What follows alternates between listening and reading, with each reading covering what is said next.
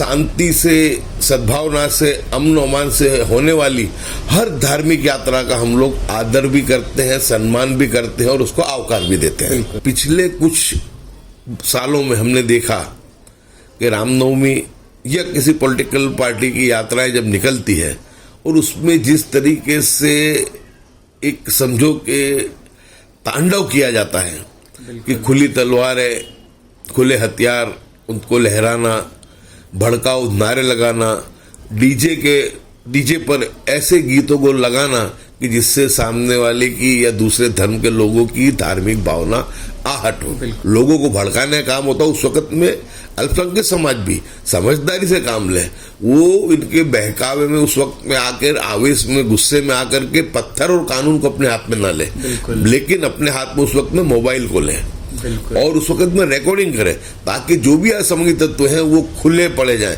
एक proper guideline बननी चाहिए, वो चाहे ईद मिलादुल नबी के जुलूस हो, मुहर्रम का हो, रथ यात्रा का हो, रामनवमी का या कोई भी धर्म जुलूस हो, उसके लिए एक कॉमन गाइडलाइन होनी चाहिए कि जो भी अपनी यात्रा के लिए परमिशन लेने के लिए आता है तो उसको ये बाहेधरी देनी पड़ेगी एफिडेविट के द्वारा कि हमारी यात्रा के अंदर न हम खुले नंगे हथियारों का हम प्रदर्शन करेंगे, न भड़काऊ नारे लगाएंगे, न हम जो है डीजे के ऊपर ऐसे कोई गाने बजाएंगे जिससे कि सामने वालों की भावना आहट हो या दंगा भड़के।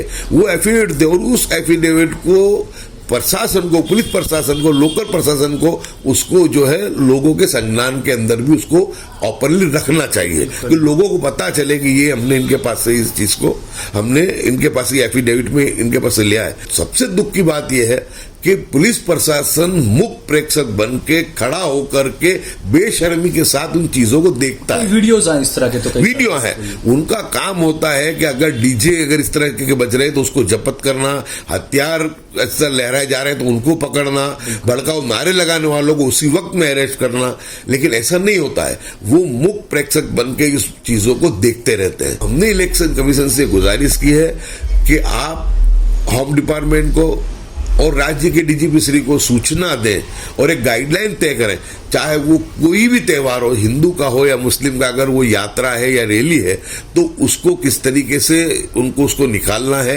किस तरीके से उसको कंट्रोल करना है, निकालने वाले की क्या जिम्मेदारी है और स्थानिक जो लोग हैं उनकी क्या जिम्मेदारी है, उन सब चीजों को तय करना चाहिए। जहां पर भी इस तरीके से पुलिस अपनी कर्तव्य निष्ठा निभाने में अगर कसूरवार साबित होती है तो उनके सामने भी सख्ती से, बेदरकारी से जो दंगा हुआ है उसको उससे निपटने में उन्होंने जो नाकामी बताई है तो उसके लिए उनके सामने भी कानूनी राह से सख्त कार्रवाई होनी चाहिए। इन सब बातों को लेकर के उसमें हमने कहा है कि गाइडलाइन बनाओ और उस गाइडलाइन के तहत ही यात्राओं को मंजूरी जो है वो देनी चाहिए और यात्राएं निकले। सिर्फ क्या गयासुद्दीन शेख या इमरान खेड़ावाला या जावेद पीरजादा या साहल कुरैशी बस ये निकलने से या इनके कहने से हो जाएगा? जनता को भी कुछ चीजों का वो होना चाहिए, इन चीजों को लेकर बेदारी लानी चाहिए, बेदारी लानी चाहिए। रास्ता तो यही है, परिपत्र देकर ही आप कर सकते हैं। आप देखें सत्ता पक्ष में भी जो सांसद होता है उसको अगर अपना कुछ काम करवाना होता है तो उसको भी जाकर उस मंत्रालय को या परिपत्र ही देना पड़ता है, लेकिन कुछ मुनाफिक किस्म के लोग हैं जो कहते हैं परिपत्र ही सब कुछ होता है। तो ये लोग ये चाहते हैं कि गयासुद्दीन शेख या साहल कुरैशी तलवार लेकर बाहर आ जाए। ये इनकी बहुत ही छुटभैये लोग हैं, जो ये कुछ ज्यादा लोग नहीं है, मैं मानता हूँ ऐसे पागल किस्म के 8-10 लोग पूरे गुजरात में मौजूद हैं और उसमें ज्यादातर उनकी तादाद अहमदाबाद में है, जो खुद कुछ नहीं कर सकते, लेकिन अगर कोई करे तो उसको किस तरीके से रोकना, उसके मनोबल को किस तरीके से तोड़ना, उसमें ये लोग लगे रहते हैं। आप देख रहे हैं देश लाइव, देश की आवाज।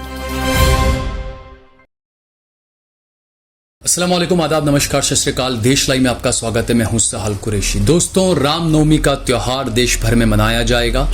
17 अप्रैल को रामनवमी है और 19 अप्रैल को लोकसभा चुनाव 2024 के लिए पहले फेज में 21 राज्यों की 102 सीटों पर वोट डाले जाएंगे। उन राज्यों में उत्तर प्रदेश है, मध्य प्रदेश है, महाराष्ट्र है और भी कई राज्य हैं जहां पर वोट डाले जाएंगे 102 लोकसभा सीटों पर। लेकिन पिछले कुछ सालों से हमने देखा जिस तरीके से रामनवमी की जो यात्राएं निकलती है और उन यात्राओं में खासकर प्रशासन पर कई सवाल उठते हैं। रूट जो दिया गया हो रूट को बदलकर यात्रा निकाल दी जाती है, डीजे में जिस तरीके से गाने बजाए जाते हैं और उसके बाद में जो भी दंगा फसाद जो भी होता है, पुलिस पर प्रशासन पर हमेशा सवाल उठते रहते हैं। अब ऐसे में लोकसभा का चुनाव है, 19 अप्रैल को पहले फेज के तहत वोट डाले जाएंगे, 17 अप्रैल को जो है वो रामनवमी की यात्राएं देश भर में अलग अलग जगहों पर निकलने वाली है।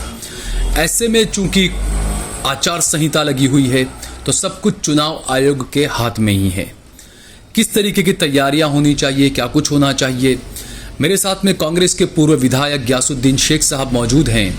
चूंकि गुजरात में पिछले 3 सालों में लगातार रामनवमी की यात्राओं के दौरान दंगे हुए, लगातार होते गए। जो सरकारें दावे करती है कि हमारे राज्य में दंगे नहीं हो रहे हैं, उन पर ये तमाम रामनवमी की यात्राओं से ही सवाल उठने लगे। किस तरीके से रामनवमी की यात्रा में जो चीजें होती है, क्योंकि हर धर्म को, हर मजहब को अपने त्योहार मनाने का अधिकार है, संवैधानिक अधिकार है, मनाया भी जाना चाहिए।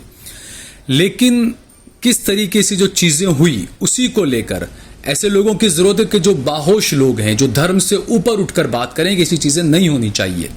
गयासुद्दीन शेख साहब ने इलेक्शन कमीशन को एक पत्र लिखा है इसी चीज को लेकर, आज हम उनसे बात करेंगे। गयासुद्दीन साहब, बहुत बहुत शुक्रिया कि आपने हमें वक्त दिया। आपने एक पत्र लिखा है, सोशल मीडिया पर काफी चल रहा है वो पत्र, इलेक्शन कमीशन को पत्र लिखा है आपने, क्या है वो चीज? आज गुजरात के वर्तमान विधायक इमरान खेड़ावाला जी, मेरे पूर्व विधायक साथी जावेद पीरजादा जी और मैंने पत्र भी लिखा है और रूबरू आज जो चुनाव आयोग है गुजरात के, उनकी अध्यक्षा से हमने खुद ने रूबरू वहाँ पर मुलाकात की, उनसे बात की और उसी पत्र की कॉपी हमने सेंट्रल इलेक्शन कमीशन को भी भेजी है और गुजरात राज्य के डीजीपी श्री को भी हमने भेजी है। धार्मिक यात्राएं, धार्मिक त्योहार, इस सबको मनाने का अधिकार है और शांति से, सद्भावना से, अमन अमान से होने वाली हर धार्मिक यात्रा का हम लोग आदर भी करते हैं, सम्मान भी करते हैं और उसको आवकार भी देते हैं। आप लोग अच्छी तरह से जानते हैं कि जब रथ यात्रा का त्यौहार होता है तो बढ़ चढ़कर मुस्लिम समाज उसमें हिस्सा लेता है, उसका स्वागत भी करता है, सम्मान भी करता है। मैं खुद भी 35 सालों से शाहपुर रंगीला गेट में जब रथ यात्रा आती है और महंत श्री का हमेशा से मैं भी उनका सम्मान करता हूं, उनका स्वागत करता हूं। तो यानी यात्राएं तो धर्म की जो यात्रा जो होती है वो तो कोई भी धर्म जो है वो नफरत का पैगाम नहीं देता है, हर धर्म प्यार का, मोहब्बत का पैगाम देता है। मर्यादा पुरुषोत्तम राम की यात्रा हो तो पुरुषोत्तम राम जी को तो मुस्लिम समाज भी बहुत ही आदर और सद्भाव के साथ देखता है। बिल्कुल। और उनके जिस ढंग से, उनके जिस तरीके से उन्होंने जिस तरह उनकी जिंदगी गुजारी और जिस तरीके से उनके जीवन का जो मैसेज है, उस मैसेज से विपरीत जो काम लोग अपनी राजनीति को चमकाने के लिए या राजनीति फायदा उठाने के लिए ये करते हैं, तो लोगों को मैं मानता हूं कि राम जी की आस्था को भी इससे ठेस पहुंचती होगी। बिल्कुल। तो उन्हीं बातों को लेकर के आज हमने राज्य के डीजीपी से मिलकर के हमने बात की कि गुजरात में 109 जगह पर यात्रा निकलने वाली है, उसका भी हम सम्मान भी करते हैं, उसका हम आदरपूर्वक स्वागत भी करते हैं। लेकिन पिछले कुछ सालों में हमने देखा कि रामनवमी या किसी पॉलिटिकल पार्टी की यात्राएं जब निकलती है और उसमें जिस तरीके से एक समझो के तांडव किया जाता है कि खुली तलवारें, खुले हथियार, उनको लहराना, भड़काऊ नारे लगाना, डीजे पर ऐसे गीतों को लगाना कि जिससे सामने वाले की या दूसरे धर्म के लोगों की धार्मिक भावना आहट हो। बिल्कुल। तो इस तरीके से जो उपसाने का जो काम होता है, कई जगहों पे पिछले सालों में तो ये भी हुआ है कि मस्जिदों पर चढ़कर मीनारों पर क्षति की गई है, मीनारों के, मस्जिद के मीनारों पर भगवा झंडे लहरा दिए गए, इस तरह की भी कई घटनाएं हुई है देश भर। बहुत सब घटनाएं सामने सोशल मीडिया के मार्फत से तो हमारे पास आई है। मेन स्ट्रीम मीडिया तो इन बातों को बताता ही नहीं, वो तो एक तरफा एक ही समाज को कसूरवार ठहराने की कोशिश करता है। लेकिन सोशल मीडिया में सब चीजें खुल करके सामने आई है कि जिस तरीके से मस्जिद हो या मदरसा हो या कहीं पर अल्पसंख्यक लोगों के जो रिहायशी इलाके, उसको किस तरीके से डिस्टर्ब करने की कोशिश की जाती है। हम तो आपके माध्यम से आज भी कहते हैं कि कहीं पर भी ऐसी उश्केरनी होती हो, लोगों को भड़काने का काम होता हो, उस वक्त में अल्पसंख्यक समाज भी समझदारी से काम ले। वो इनके बहकावे में उस वक्त में आकर आवेश में गुस्से में आकर के पत्थर और कानून को अपने हाथ में ना ले, लेकिन अपने हाथ में उस वक्त में मोबाइल को ले और उस वक्त में रिकॉर्डिंग करें, ताकि जो भी असामाजिक तत्व हैं वो खुले पड़े जाएं। क्योंकि ये होने से उनका मकसद तो यही होता है कि लोगों को इस तरीके से उकसाओ कि वो लोग दंगा करें, और फिर एक तरफा जो है मीडिया के अंदर मीडिया ट्रायल चलती है और एक तरफ एक ही समाज की तरफ के विजिल जो है लोगों को बताए जाते हैं। तो मैं ये मानता हूं कि हिंदू समाज बहुत सहिष्णु समाज है। हिंदू समाज के लोग भी बहुत अमन प्रिय लोग हैं, बहुत शांति चाहने वाले लोग हैं, लेकिन जो सियासी मकसद से भारतीय जनता पार्टी और उसकी जो भगिनी संस्थाएं वो इस कामों को जो अंजाम देती है, उनका मकसद ये रहता है कि ऐसे माहौल को खड़ा करो और ऐसे माहौल खड़े कर करके चुनाव को जीता जाए। और इस तरह हम देख भी रहे हैं कि उनका ये जो प्रोपेगेंडा है वो सक्सेस भी होता है और चुनाव जीतने में ये कामयाब भी होते हैं।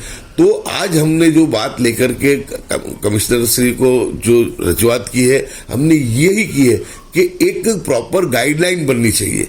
वो चाहे ईद मिलादुल नबी के जुलूस हो, मुहर्रम का हो, रथ यात्रा का हो, रामनवमी का, या कोई भी धर्म जुलूस हो, उसके लिए एक कॉमन गाइडलाइन होनी चाहिए कि जो भी अपनी यात्रा के लिए परमिशन लेने के लिए आता है तो उसको ये बाहेधरी देनी पड़ेगी एफिडेविट के द्वारा कि हमारी यात्रा के अंदर न हम खुले नंगे हथियारों का हम प्रदर्शन करेंगे, न भड़काऊ नारे लगाएंगे, न हम जो है डीजे के ऊपर ऐसे कोई गाने बजाएंगे जिससे कि सामने वालों की भावना आहत हो या दंगा भड़के। वो एफिडेविट दे और उस एफिडेविट को प्रशासन को, पुलिस प्रशासन को, लोकल प्रशासन को उसको जो है लोगों के संज्ञान के अंदर भी उसको ओपनली रखना चाहिए कि लोगों को पता चले कि ये हमने इनके पास से इस चीज को हमने इनके पास से एफिडेविट में इनके पास से लिया है। जो लोग रूट बदलते हैं, रूट कोई और होता है, दूसरे रूट पे ले जाते हैं और वहां पे, और सबसे दुख की बात यह है कि पुलिस प्रशासन मुख्य प्रेक्षक बन के खड़ा होकर के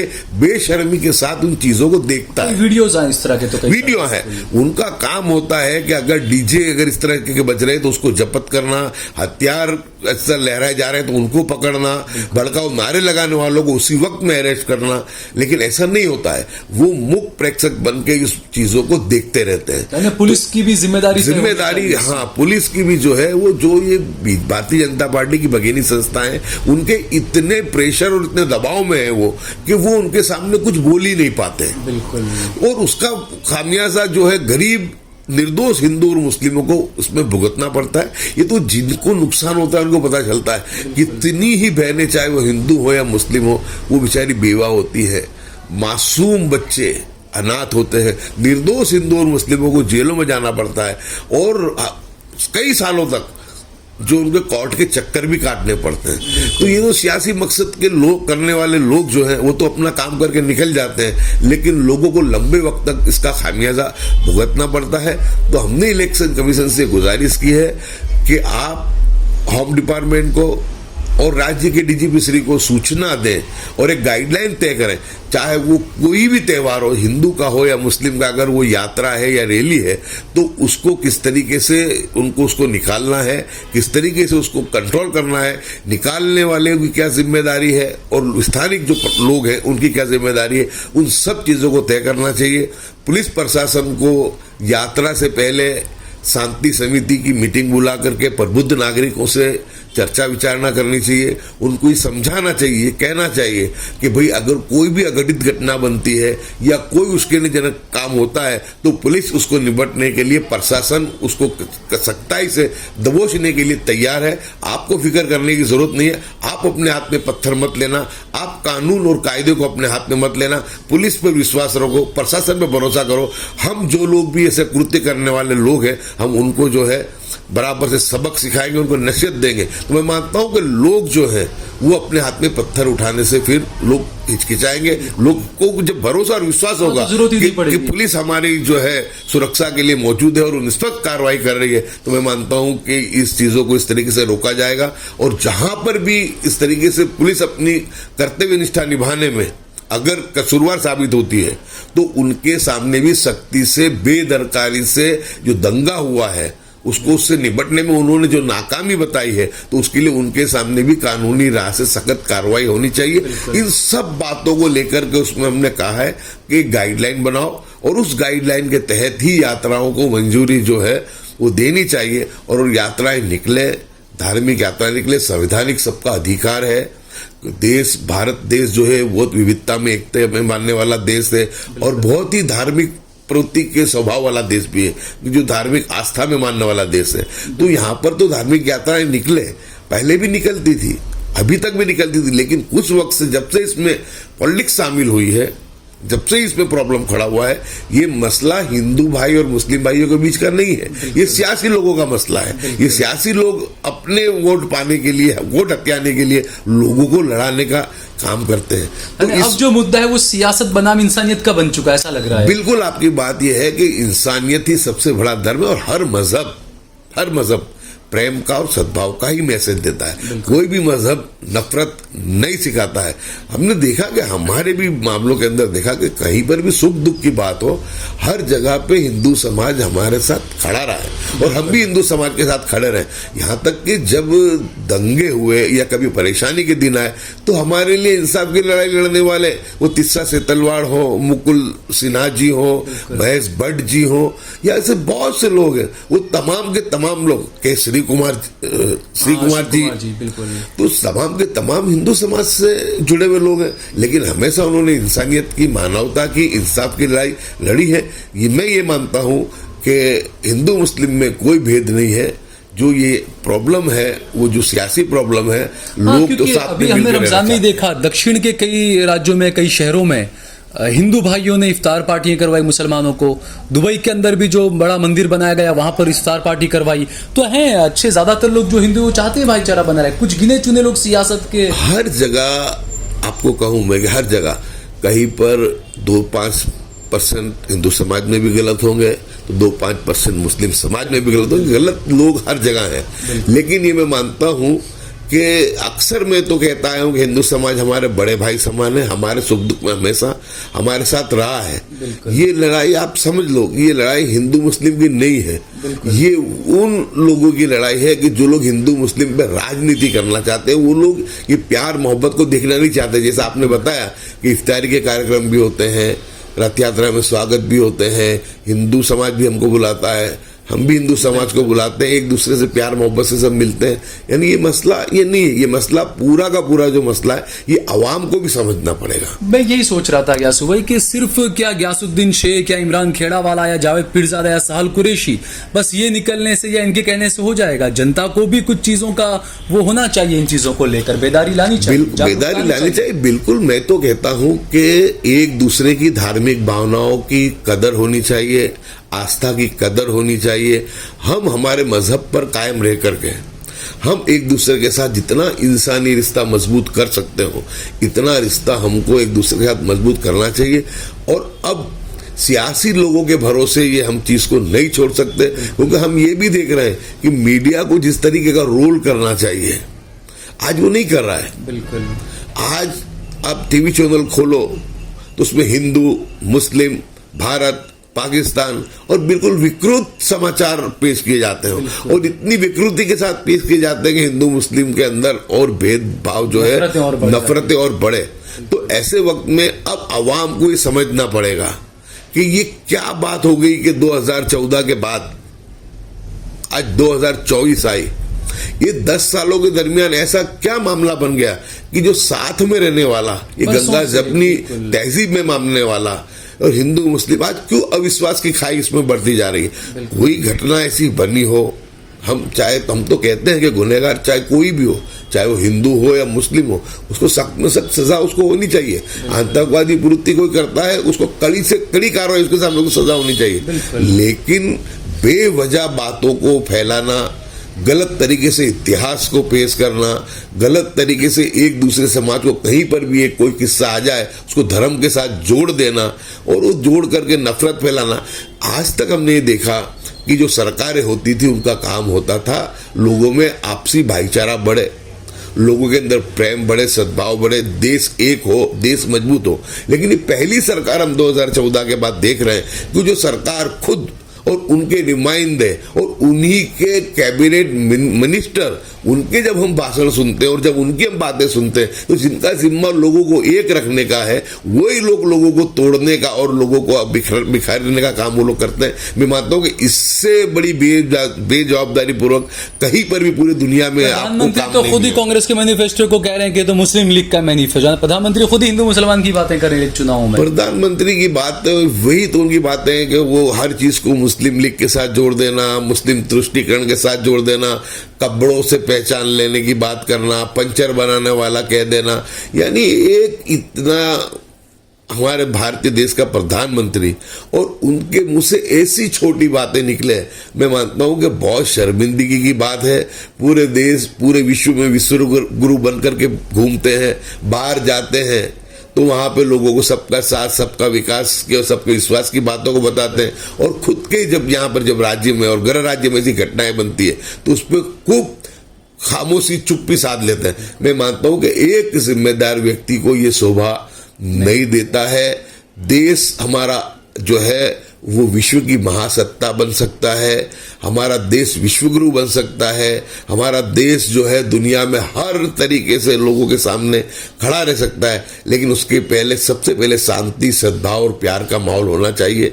लेकिन बहुत दुख के साथ कहना पड़ता है कि देश के अंदर जो पिछले 10 सालों में इन्होंने जो माहौल खड़ा किया है वो बहुत ही ऐसी नफरत का माहौल, तो मैं ये मानता हूं कि जिस वक्त में भारत पाकिस्तान का विभाजन हुआ उस वक्त में भी इतना द्वेष, इतनी नफरतों भरा माहौल उस वक्त में भी नहीं था जो माहौल आज इन्होंने पैदा कर दिया। और ऐसी कोई घटनाएं भी नहीं बनी है 10 साल में कि या कोई ऐसी आतंकवादी घटनाएं बनी हो या कोई ऐसे दंगे हो, लेकिन बस उनकी जो सोशल मीडिया है, उनकी जो व्हाट्सएप यूनिवर्सिटी है, जिस तरीके से वो एक अबजों रुपए का एक जो तंत्र चला रहे हैं गोबेल्स फैलाने के लिए, मानसिकता से विकृत मानसिकता, और उन्होंने कुछ गुर्गे छोड़ रखे हैं कि जो लोग जाके लोगों में नफरत भरी बातों को फैलाते हैं, लोगों के अंदर नफरत बढ़े, विकृत तरीके से दूसरे धर्म को पेश करना, उनकी बातों को पेश करना, और वो जो काम एक सुनियोजित तरीके से ये लोग 10 साल से करते आए हैं, तो कहीं ना कहीं लोग जो है उसमें थोड़ी गुमराही की तरफ आए हैं।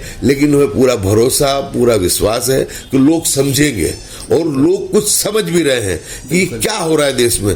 जो लोग सरकार के डर के खौफ की वजह से जो लोग बोलने वाले हैं वो भी कुछ खामोशी तय करके बैठे, लेकिन हमें पूरा भरोसा और विश्वास है कि जब 2024 का चुनाव होगा, लोग ईवीएम का बटन दबाने जाएंगे तो जरूर इन सब बातों को ध्यान में रख करके वो मतदान भी करेंगे। और मुझे पूरा भरोसा और यकीन है कि नफरत हारेगी और मोहब्बत जीतेगी। लोग बहुत खामोशी के साथ ही देख रहे हैं। हम तो बस यही आपके माध्यम से दुआ भी करते हैं, प्रार्थना भी करते हैं ईश्वर अल्लाह से कि हमारा जो भारत देश में उसमें अमन, सद्भावना, भाईचारा हमारा बड़ा रहे। हमारे बड़े भाई समान हिंदू समाज के साथ हम मुस्लिम समाज का रिश्ता जो है वो और मजबूत हो, और हर जो है लोग बिल्कुल जिसको कहते हैं कि निर्भय होकर के अपना कारोबार करें, अपने बच्चों की परवरिश करें, और शांति और अमन के साथ देश की तरक्की में सब लोग लगे और देश को विश्वगुरु बनाए। अच्छा, आखिरी सवाल ये यासीन भाई, कुछ मुनाफिक किस्म के लोग भी हैं, जैसे मान लीजिए आपने परिपत्र दिया, अक्सर होता है क्योंकि एक रास्ता तो यही है, परिपत्र देकर ही आप कर सकते हैं।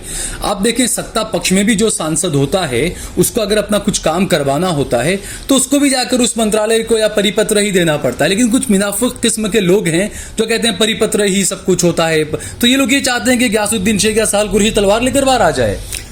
ये इनकी बहुत ही छुटभैये लोग हैं, जो ये कुछ ज्यादा लोग नहीं है। मैं मानता हूँ ऐसे पागल किस्म के 8-10 लोग पूरे गुजरात में मौजूद हैं, और उसमें ज्यादातर उनकी तादाद अहमदाबाद में है, जो खुद कुछ नहीं कर सकते। लेकिन अगर कोई करे तो उसको किस तरीके से रोकना, उसके मनोबल को किस तरीके से तोड़ना, उसमें ये लोग लगे रहते हैं। जिसे आपको कहा कि सोशल मीडिया के बहुत से फायदे भी हैं, लेकिन सोशल मीडिया के बहुत से कुछ नुकसान भी है कि कुछ ऐसे अनासिर हैं जो मुनाफिक किस्म के, कि उनका काम ही है कि लोग अगर साल कुरैशी लोगों के लिए लड़ रहे हैं, बोल रहे हैं, हक की आवाज बुलंद कर रहे हैं, या गयासुद्दीन बोल रहा है, या इमरान खेड़ा वाला या दीगर दूसरे लोग बोल रहे हैं, तो उनको किस तरीके से क्रिटिसाइज करना, किस तरीके से उनको उनके मनोबल को तोड़ के उनको रोकने की कोशिश करना। आज अब एक बात को समझे कि हम सत्ता में तो बैठे नहीं है, हम पावर में तो है नहीं। अभी तुमको करना है तो क्या करना है, हर चीज के लिए तुमको आवेदन देना है, बिल्कुल रजूआत करनी है, आंदोलन करना है।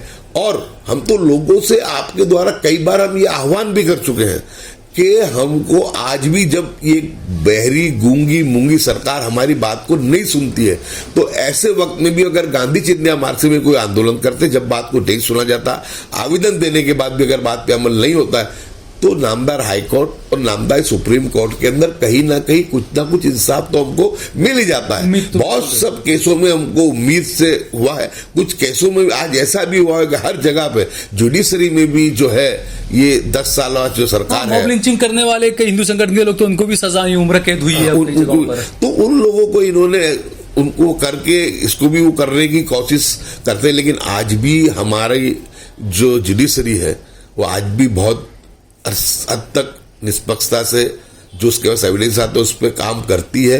तो हमको हमारे जो है वो कामों को अंजाम अगर देना है तो हमको कोर्ट के द्वारों को खटखटाना पड़ेगा।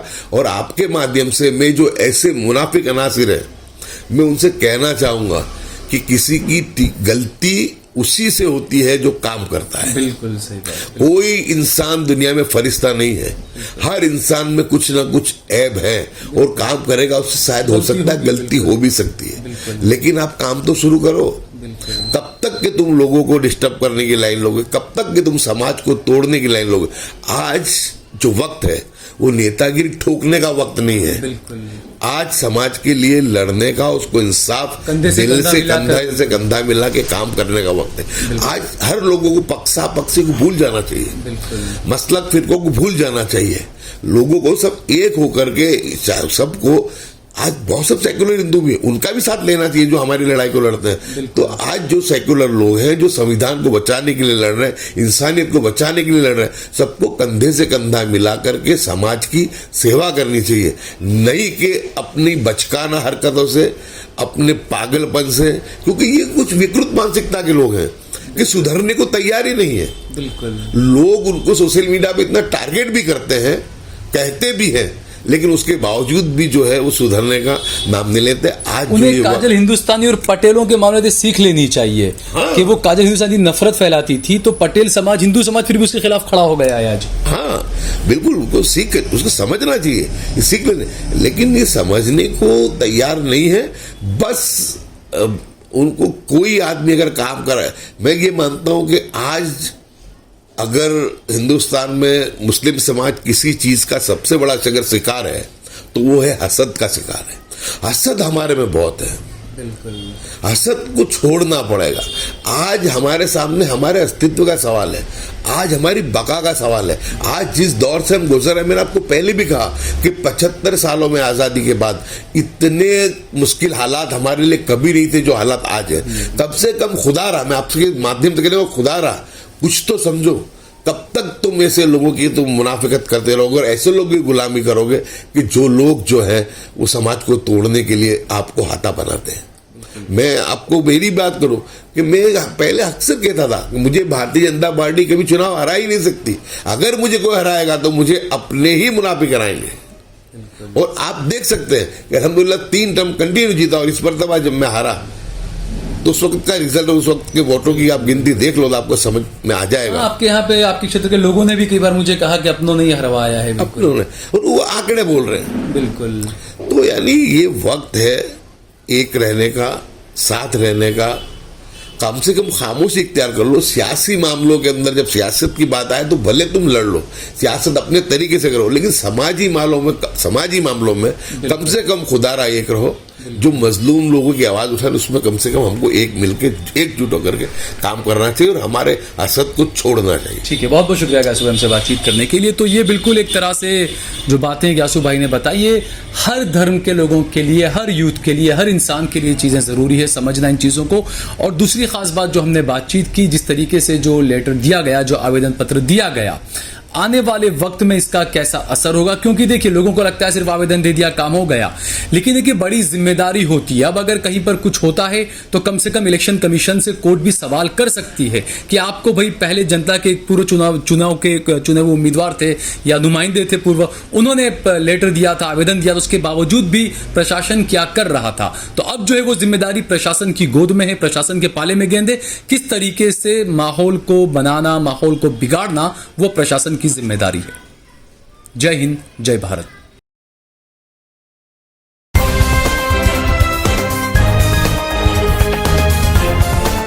देश और दुनिया की तमाम छोटी और बड़ी खबरों के लिए हमारे चैनल को सब्सक्राइब करना न भूलें और बेल का बटन जरूर दबाएं।